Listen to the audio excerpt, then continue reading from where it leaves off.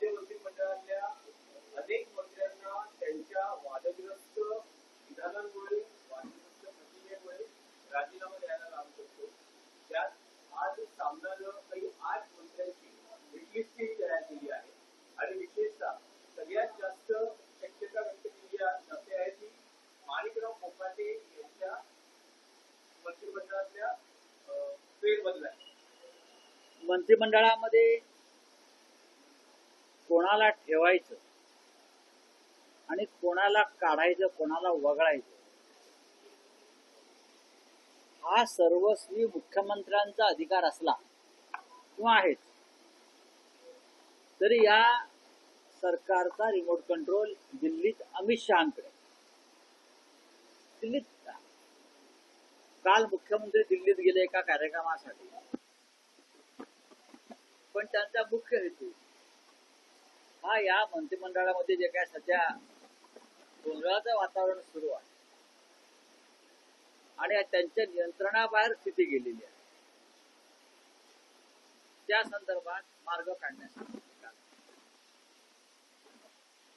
मी गेल्या काही दिवसापासून सांगतो की या मंत्रिमंडळातले 4 मंत्री जाणार आहेत. संजय शिरसाट एक मंत्री आहेत मला वाटतं, त्यानंतर माणिक कोकाटे, योगेश कदम यांचं नाव त्यात जोडलं गेलेलं आहे. बाकीची नावं समोर येत आहेत, पण 4 वरून संपूर्ण मंत्रिमंडळाची सफाई करून एक वेगळ्या चेहऱ्याचं मंत्रिमंडळ आणावं अशी चर्चा दिल्लीत आणि मुख्यमंत्र्यांच्या वर्तुळात सुरू आहे. संजय राठोड यांना सुद्धा जावं.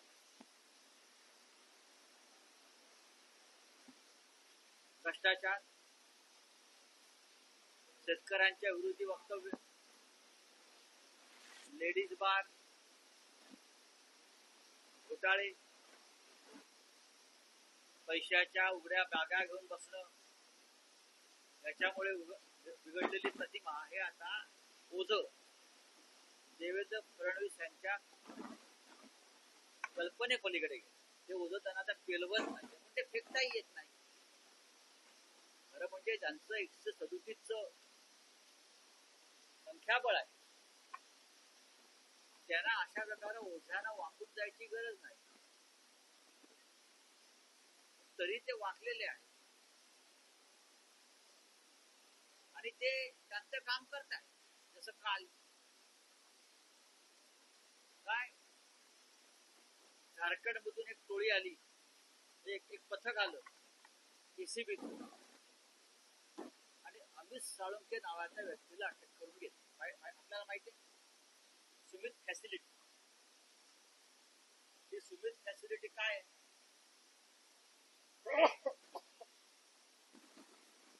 800 कोटीचा अँब्युलन्स घोटाळा जो महाराष्ट्रात झाला, 100 कोटीचा अँब्युलन्सचं टेंडर 800 कोटीला गेलं.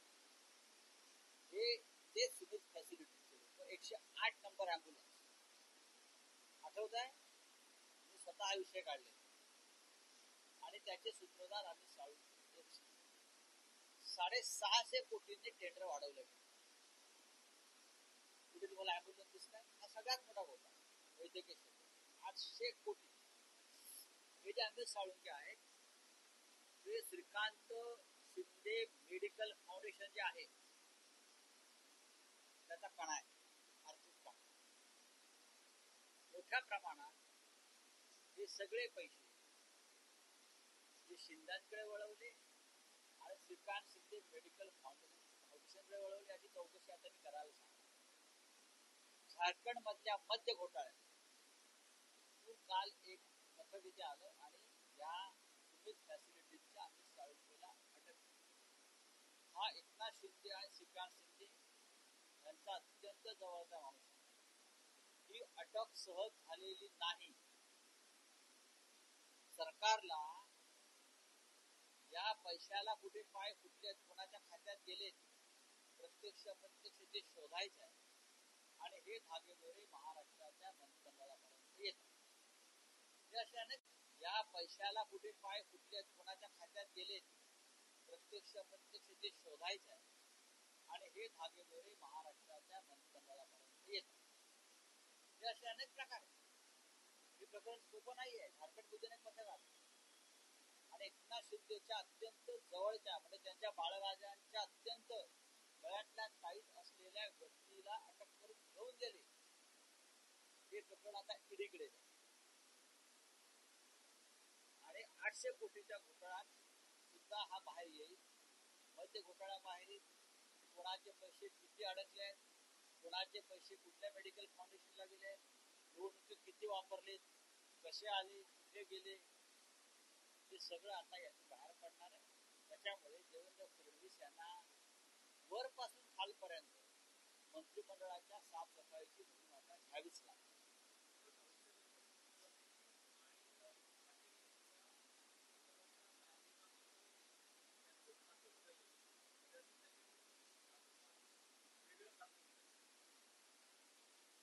या सगळ्या अफवा आणि तुमच्या अटकळ आहेत.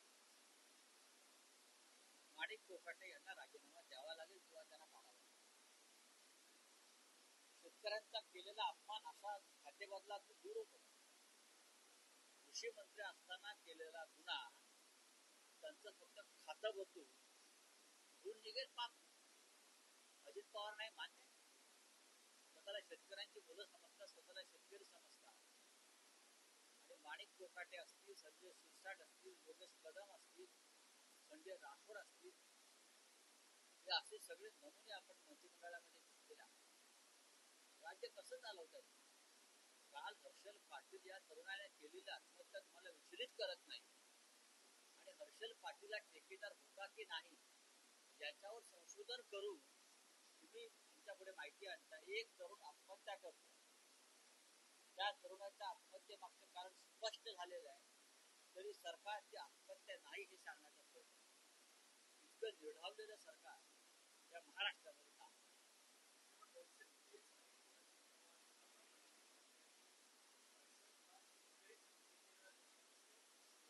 गुलाबराव पाटील यांच्या खात्याचा जो घोटाळा आहे, ते खातं कोणाकडे आहे? खातं कोणाकडे आहे? आतापर्यंत किती ठेकेदारांनी आत्महत्या केल्या? आतापर्यंत हजारो ठेकेदार रस्त्यावर आले. आतापर्यंत हजारो ठेकेदारांनी जलजीवन मिशनच्या आत्महत्या करू असं आव्हान दिलंय. आतापर्यंत अनेक ठेकेदारांनी मंत्र्यांच्या गाड्या अडवल्या. जळगावात मुख्यमंत्र्यांच्या गाडी पुढे जाळून घेण्याचा प्रयत्न केला. काय सांगतोय तो गुलाबराव पाटील? काय सांगतो? हे राक्षस आहेत सगळे मंत्रिमंडळात, रावण आहेत सगळे. हे कसलं रामाचं राज्य चालवतं? अमित साळुंकेचा विषय लक्षात ठेवा. परत परत सांगतो, civil facility Shrikant Shinde medical foundation मध्ये कशा प्रकारे भ्रष्टाचाराचा पैसा आला, प्रत्यक्ष अप्रत्यक्ष, आणि याच पैशातून झारखंडचा मद्य घोटाळा, त्याच्यामध्ये स्लिपिंग पार्टनर्स कोण आहेत हे सुद्धा लवकरच कळेल.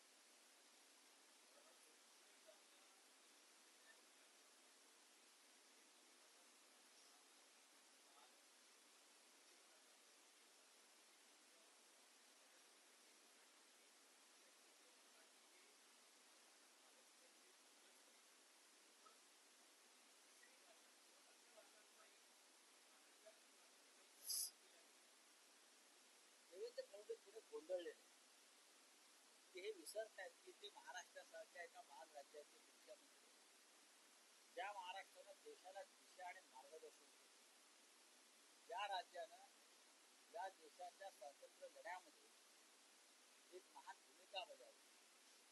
आणि हे राज्य सवरून मिळवलेलं राज्य, हे राज्य आकाशातून टपकलेलं नाही, जमिनीतून उगवलेलं नाही, तर हे राज्य निर्माण झालं तेव्हा देवेंद्र फडणवीस यांचा जन्म झालेला आहे. हे राज्य मराठी आहे, मराठी आलंच पाहिजे हे सांगण्यासाठी देवेंद्र फडणवीस यांची गरज नाही. हे राज्य पूर्णपणे मराठी आहे, मराठी होता आणि मराठी राहील. छत्रपती शिवाजी महाराजांची भाषा मराठी होती, मावळ्यांची भाषा मराठी होती, क्रांतिकारकांची भाषा मराठी होती. हे फडणवीसांना माहीत असायला देश किंवा विश्वास कधीच केलेला नाही आणि करणारही नाही. हे सुद्धा फडणवीस यांनी समजून घेतलं. त्यांनी दिल्लीचा विचार करू नये, त्यांनी महाराष्ट्राचा विचार करा. आम्ही मराठी लोक सर्व समावेशक आहोत, म्हणून त्या मुंबईसह महाराष्ट्रामध्ये इतर भाषिक गुण्यागोविंदांना राहतात. मुंबईसह आसपास इतर प्रांतांची सदनं उभी केली आहेत. ओरिसा भवन आहे, उत्तर प्रदेश भवन आहे, अमुक अमुक भवन आहे की नाही? आहेत. हा कमिटीचा हाऊस आहे. फडणवीस हे या वेळेला ह्या त्यांच्या टर्म मध्ये कच्च्या लिंबू सारखे वाटतात.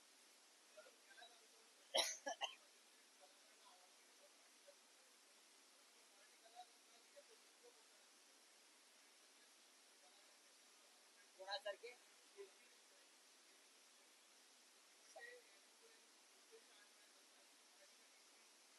ठीक आहे, तुझ्या मुलांना मराठी शाळेत का असतील तर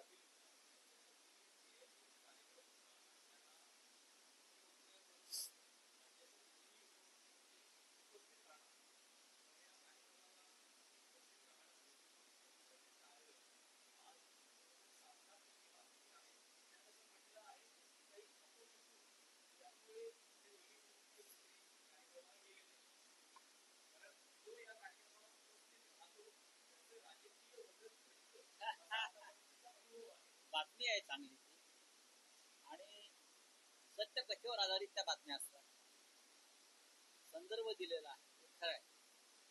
महाराष्ट्राचे सरकार हे अंधश्रद्धेच्या फेऱ्यात अडकले. जे सरकार रेडे कापून सत्तेवरती आलंय ते अशा गोष्टीचा नक्की विश्वास ठेवतात आणि त्यानुसार काम करतात.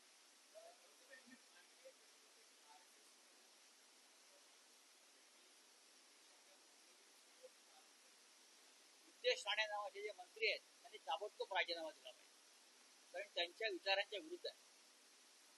मोहनराव भागवत हे जर मुस्लिम समाजातल्या प्रमुख मौलवींविरुद्ध बरोबर चर्चा करत असतात,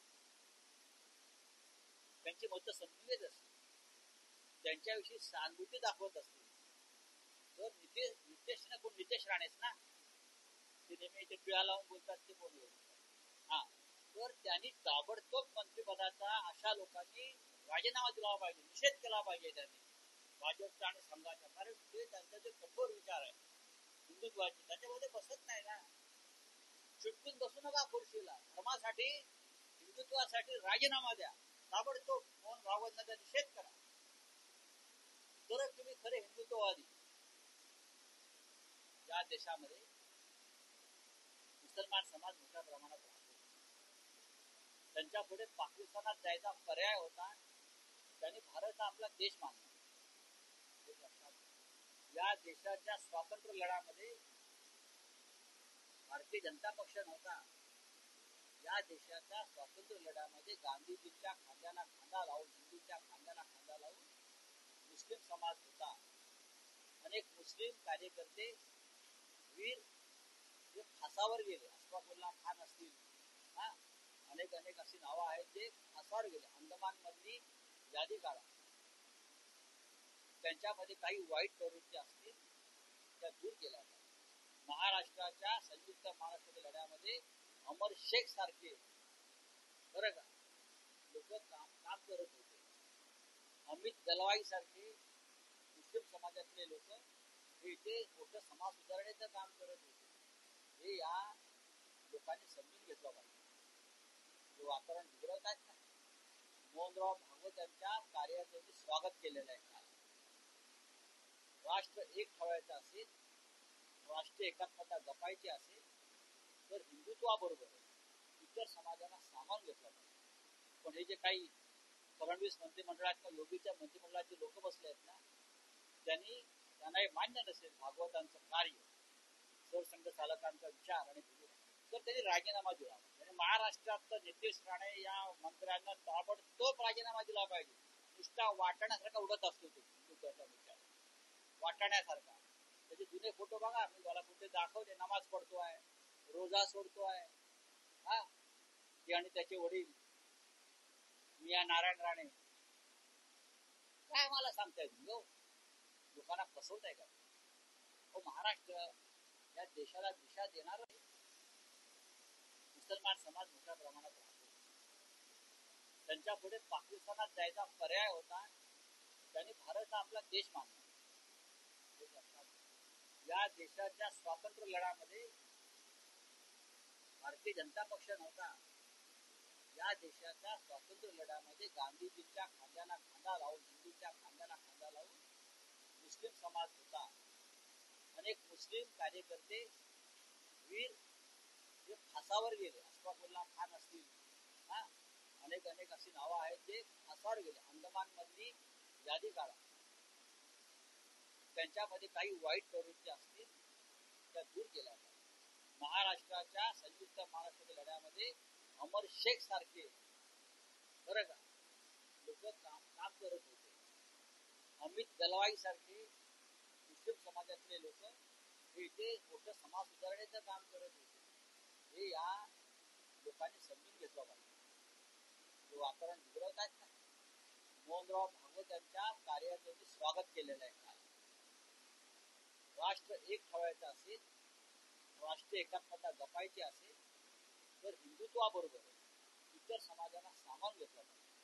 पण हे जे काही फडणवीस मंत्रिमंडळात, योगीच्या मंत्रिमंडळाचे लोक बसले आहेत ना, त्यांना हे मान्य नसेल भागवतांचं कार्य, सरसंघ चालकांचा विचार आणि तर त्यांनी राजीनामा दिला. आणि महाराष्ट्रात नितेश राणे या मंत्र्यांना ताबडतोब राजीनामा दिला पाहिजे.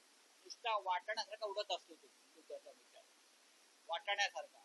त्याचे जुने फोटो बघा, मी मला कुठे दाखवले, नमाज पडतोय, रोजा सोडतोय, ते आणि त्याचे वडील मिया नारायण राणे. काय मला सांगताय तुम्ही? लोकांना फसवताय का? हो, महाराष्ट्र या देशाला दिशा देणारं राज्य.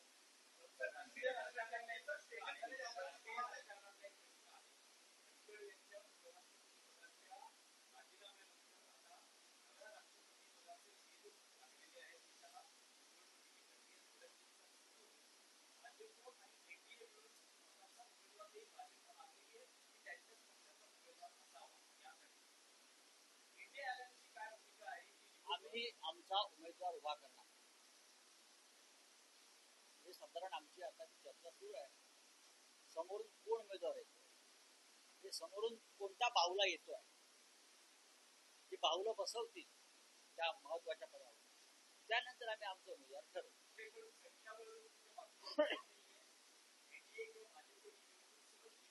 बघा, प्रश्न संख्याबळाचा नाही. जर तुम्ही अभ्यास केला तर लोकसभेत सुद्धा भाजपकडे स्वतःचं संख्याबळ नाही. अनेक पक्षांच्या टेकूवर त्यांचं बहुमत होतं. राजकारणामध्ये काही होऊ शकतं.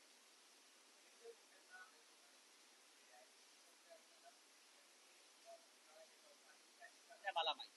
चला बोलिए.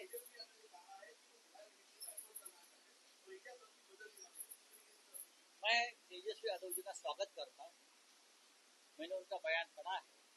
अगर चुनाव आयोग और भारतीय जनता पार्टी को सबक सिखाना है, जिस तरह से ये घोटाले चुनाव में करते हैं, नई स्ट्रैटेजी लाकर, तो किसी को न किसी को ये स्टेप लेनी पड़ेगी कि हम चुनाव बायकॉट करें.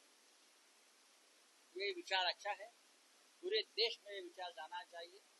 तभी ये चुनाव आयोग की जो चल रहे हैं ना सब घोटाले की नीति, उसको रोक लगे. नहीं, ये लोकतंत्र बचाने के लिए तेजस्वी की भूमिका, देश को बचाने के लिए, लोकतंत्र को बचाने के लिए, और भारतीय जनता पार्टी का मुखौटा जो है वो फाड़ने के लिए तेजस्वी की भूमिका अगर है तो हम सब लोग उनके साथ रहेंगे.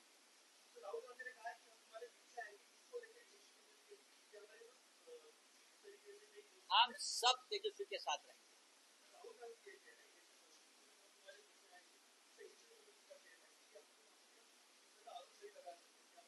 आरोप क्या लगाना है? व्हाट इज आरोप? आरोप क्या है? सच है. एक सवाल है कि आपने कहा था कि बताऊंगा ना मैं आपको बताऊंगा कब आ रहे हैं, जरूर बताऊंगा. उद्धव ठाकरे जी दिल्ली आएंगे, छुपकर तो नहीं आएंगे ना, नेता है देश के, आएंगे.